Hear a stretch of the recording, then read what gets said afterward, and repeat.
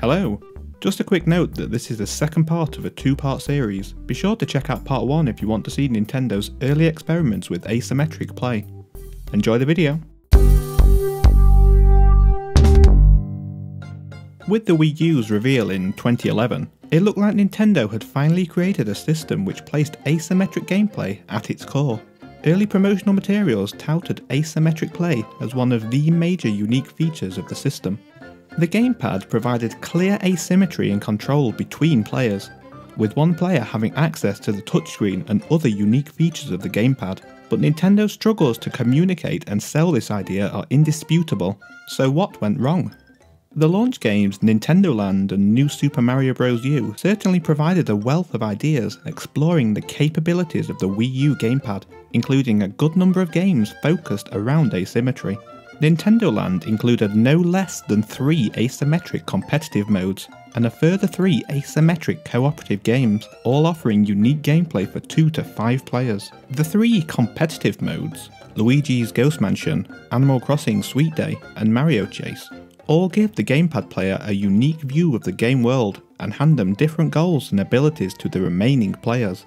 These are interesting, fun, and addictive experiences which I find myself going back to time and time again. It's the cooperative games though which really show the scope the Wii U offered for unique, asymmetric couch play, with all 3 offering 2 entirely distinct ways to interact with the game world, along with unique control schemes. In The Legend of Zelda Battle Quest, the gamepad player takes control of a Link Mii, equipped with a bow and arrow controlled through a combination of motion aiming and analog inputs. The remaining players use a Wii Motion Plus remote to swing their swords to help clear enemies the gamepad player failed to take out from afar. The scope of this adventure mode is also noteworthy, offering a wide variety of stages and a few bosses which should keep players busy for a good few hours. The other 2 co-op games push this asymmetry even further. In Metroid Blast, the gamepad player takes control of a Samus Mii, who flies around the stage in Samus's gunship, using motion-controlled steering and aiming to take out enemies from above. Other players, meanwhile, have a ground-based perspective, using a Wii Motion Plus remote and nunchuck to wander around the stages at will, and pick off enemies using precise motion-controlled aiming. The scale of this minigame is also impressive, with 20 unique stages with an array of different objectives to complete and bosses to defeat. My favourite of the 3 though has to be Pikmin Adventure. This game gives the gamepad player control of an Olimar suited Mii, and the standard Pikmin abilities to throw Pikmin to attack enemies and call them back with a simple whistle. Meanwhile, up to 4 other players can use Wii remotes to take direct control of Pikmin suited Miis. These players have the ability to directly attack enemies and blocks through a head whipping attack. The abilities and way different players approach this game then are distinctly different, with the gamepad player taking a more reserved stance, staying out of trouble while letting their Pikmin do the damage. In contrast, Pikmin suited players are encouraged to jump into the fray, directly attacking all enemies in sight. The gamepad user can even call back and throw Pikmin players directly into the battle, really underlining their different abilities. The other Nintendo-developed launch title, which saw the incorporation of asymmetry, was New Super Mario Bros. U. While the standard gameplay mirrored that of New Super Mario Bros. Wii, this new game included the new potential for 5-player multiplayer fun. The first 4 players take control of Mario, Luigi, and 2 Toads, running and jumping their way through the 2D levels, a pleasant, symmetrical experience as we saw on the Wii. The 5th player can use the gamepad touchscreen to place blocks around the stage to help or hinder the platforming adventures of the other characters. It may not have been the most compelling asymmetric mode on the Wii U, but releasing alongside Nintendo Land at launch, it was clear that Nintendo was firmly behind the concept of entirely asymmetric modes in their games, even incorporating them in franchises which had previously seen symmetry as a fairly defining feature. It seemed that this focus from Nintendo also drew a few other developers to the idea of asymmetric play. Ubisoft also explored the concept with the fun Zombie Lord mode in Zombie U, and the innovative touchscreen controlled Murphy stages in the promised Wii U exclusive Rayman Legends. While both games have since been ported to other consoles, it was on the Wii U that these games truly shone with their unique use of the console's asymmetric setup. Early on it seemed like asymmetric play had cemented its place at the heart of the Wii U's lineup. This asymmetric flurry at launch was soon followed up in early 2013 with Game & Wario. Sadly, this game didn't quite reach the brilliance of the WarioWare franchise from which it spawned. It felt more like a collection of extended concept prototypes than a new game in its own right. It did though deliver 4 multiplayer games which offered some interesting asymmetric fun.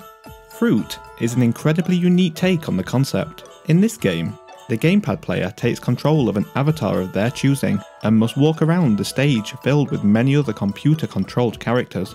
Their goal is to covertly steal 3 pieces of fruit in a chaotic Where's Wally type experience. All other players have no controls at all and must simply watch the screen to try and spot the fruit thief in action. At the end of the game, each player takes turns to guess the culprit. And then there's art, a glorified version of Pictionary, which is great fun nonetheless, providing an asymmetric drawing and guessing experience, ideal for parties. Nintendo continued to push asymmetry in Pikmin 3 with the highly addictive competitive mode, Bingo Battle. In this mode, each player is assigned a unique bingo card. Players are then tasked with completing any line of 4 items on the card to win. Because each player's bingo card is different, both players are constantly aiming to track down different items.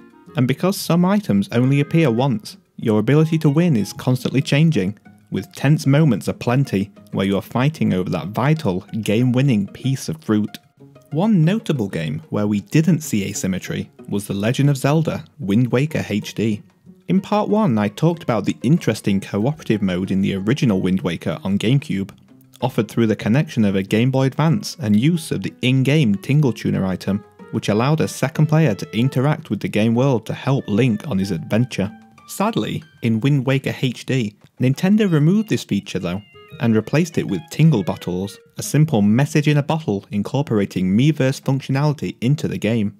It's strange that the Tingle Tuner was removed from the game, considering how perfectly the Wii U suited this type of mode. Many even expected Nintendo to double down on this feature and really push the second player experience. It was upon seeing that this mode was replaced with Miiverse integration though, that it seemed Nintendo might be having second thoughts about asymmetry as a console-defining feature.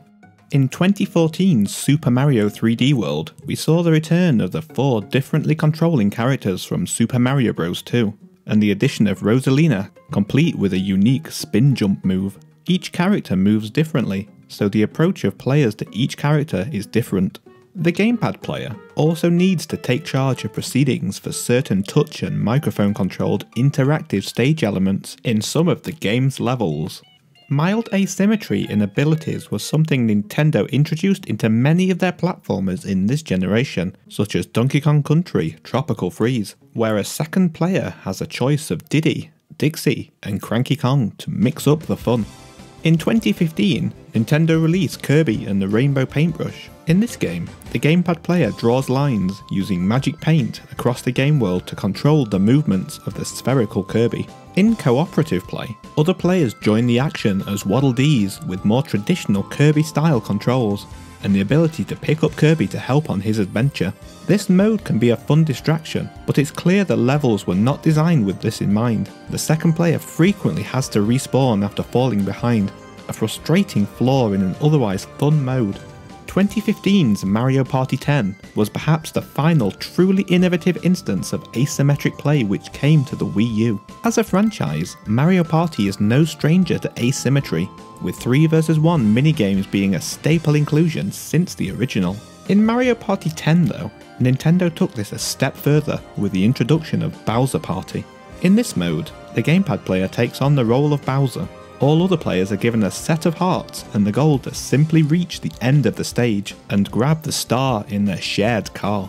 The 4 standard players take it in turns to roll a die, moving the car along and interacting with the various stage hazards along the way. After all 4 have taken their turn however, it's Bowser's turn. Bowser can roll 4 dice at the same time, so he can move through the stage at about the same rate as the car. If Bowser manages to catch up with the car, it's time for a Bowser vs all minigame. Bowser is aiming to hit the players to reduce their hearts. The players meanwhile are hoping to survive the encounter with as many hearts intact as possible. If they lose all their hearts, then it's game over for them. Bowser Party is an example of the 3 vs 1 minigames from previous entries pushed to the extreme, building the entire experience around this asymmetry in a unique and interesting way. It's just a shame that the number of minigames in this mode and stages available are limited compared to Mario Party 10's standard mode. Beyond a split flying shooting mode in 2016's poorly received Star Fox Zero, a game which I actually enjoyed, though that's a topic for another day, the Wii U didn't see any further asymmetric games. While at first glance this may seem a good number of games, considering the Wii U touted asymmetric play as a defining feature, it's clear that this console didn't demonstrate asymmetry as strongly as it could have. The heavy front-loading of games which capitalised on this type of fully asymmetric experience speaks volumes about Nintendo's development behind the scenes at this time. One major drawback with the Wii U, which only became apparent after launch, was that it only offered a very specific type of asymmetric experience, one versus everyone else, couch-based asymmetry. Only one player could use the gamepad at a time, so only one player had access to the unique control and perspective it enabled. This proved troublesome for developers, who struggled to develop ideas that took advantage of this very specific type of play. This was compounded by weak initial Wii U sales, which left Nintendo doubting their focus on asymmetric play. As time went on, Nintendo seemed to panic somewhat, shifting focus to the gamepad's gyroscopic controls and the potential for 2-screen experiences, rather than asymmetric multiplayer or cooperative games, no doubt in an attempt to justify the existence of the gamepad beyond asymmetric play, which hadn't brought the sales they'd hoped for. As Nintendo's focus shifted, the long-promised games supporting 2 Wii U gamepads, which could have opened up the asymmetric capabilities of the system, were scrapped, scuppering any chance of more unique asymmetric play. Simply put, having so many different capabilities and gimmicks in the Wii U gamepad simply confused the message too much for the general public. Throw in a confusing name, dodgy marketing, and a lack of big hitters in the first year, and it's no surprise the Wii U struggled to reach beyond a core Nintendo fanbase. With the Nintendo Switch though, Nintendo has once again created a system with the ability to push asymmetric play. The Switch's native capability for wireless local multiplayer could provide experiences like those we saw with the GameCube Game Boy Advance connectivity. One console can be docked, while other players use their systems in handheld mode, offering everyone the potential for a unique worldview and opening up the potential for drastically different abilities and goals. Sadly, as with the GameCube and Game Boy Advance connectivity before it, for this type of mode to take off, Nintendo must provide enough compelling experiences to overcome the investment such play requires. We have already seen the potential the Switch has in this regard, with the return of Pac-Man Vs. in the Namco Museum game collection on the eShop. Hopefully, Nintendo will see the unique opportunities this offers and will see more interesting use of this potential for asymmetric connectivity in the future. One feature of the Switch even harks back to the Famicom era, with asymmetry present in the hardware itself. The Joy-Con are a fantastic element of the Switch experience, offering the ability to have 2-player multiplayer on one system without the need for further accessories. A so far overlooked capability though, is the asymmetry of controls available in this mode. The right Joy-Con has the unique inclusion of an IR camera. It looks like Nintendo are going to use this in novel ways with the upcoming Labo, but asymmetry in controls also presents interesting opportunities for asymmetric gameplay. Imagine the potential for minigames where multiple players must run around as ants while the others scan in their hands and try to squash everyone by changing the shape of their hand in real time. My hope is that Nintendo's more adventurous franchises like the WarioWare series really latch on to this unique asymmetry in the Joy-Con to provide some novel asymmetric games to enjoy. All of this, of course, is not to mention the fact that Nintendo could easily release different Joy-Con designs to really push this asymmetry in controllers into overdrive.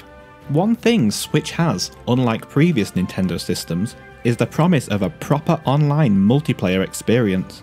While we are still yet to learn the exact details of the Switch paid online service, if correctly implemented, it would finally allow Nintendo to explore the world of online asymmetric play, with people anywhere in the world. When connected online, players have their own screen which no other player can see, so it stands to reason that the scope for online asymmetric play is huge.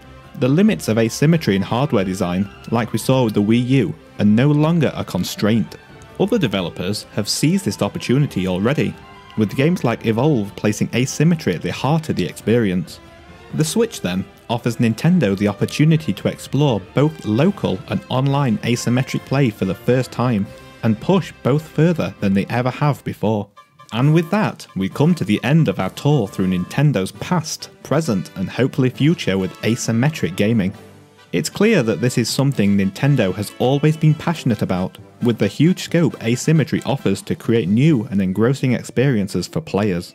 By unfortunate coincidence, both consoles for which Nintendo pushed asymmetric gameplay through hardware innovation, the GameCube and Wii U, also happen to be the worst two performing Nintendo home console systems. But Nintendo has shown resilience over the years, sticking by ideas they know are good. Nintendo know that asymmetry is something which holds huge potential to offer unique gameplay experiences, and we've seen some fantastic glimpses of the true potential it holds in past generations. With the Switch, they once again have the opportunity to push this concept further than ever before. Snipperclips and Pac-Man Versus have already given us unique examples of the asymmetry the Switch is capable of. And the upcoming Captain Toad Treasure Tracker Switch port is even set to include another interesting asymmetric multiplayer mode. Let's just hope the rocky sales history with asymmetry hasn't jaded Nintendo's desire to continually innovate and push for the unique experiences we know they excel at. Thank you so much for watching. If you enjoyed this video and series, be sure to like it, share it with your friends and subscribe to my channel to be the first to see every new video.